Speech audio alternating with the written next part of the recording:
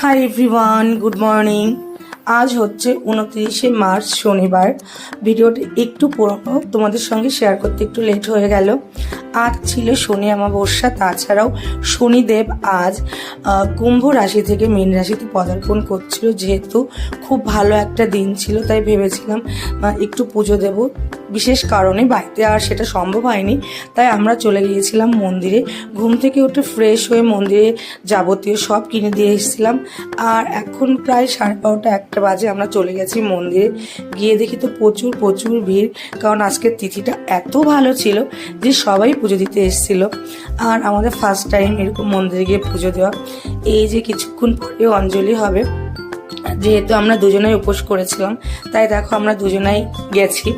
আর অনেকক্ষণ দাঁড়িয়ে থাকতে থাকতে আমরা একটু বসে নিলাম, কারণ অনেকক্ষণ দাঁড়িয়ে থাকা যাচ্ছিল না। প্রচণ্ড রোদ ছিল আর প্রচণ্ড পরিমাণ গরম। তোমরা তো বুঝতেই পারছো কী পরিমাণ গরম পড়ে গেছে।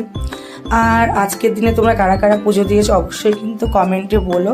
আর আমরা খুব সুন্দরভাবে পুজো দিয়েছি, আমাদের খুব ভালো লেগেছে। আর তোমরা কিন্তু অবশ্যই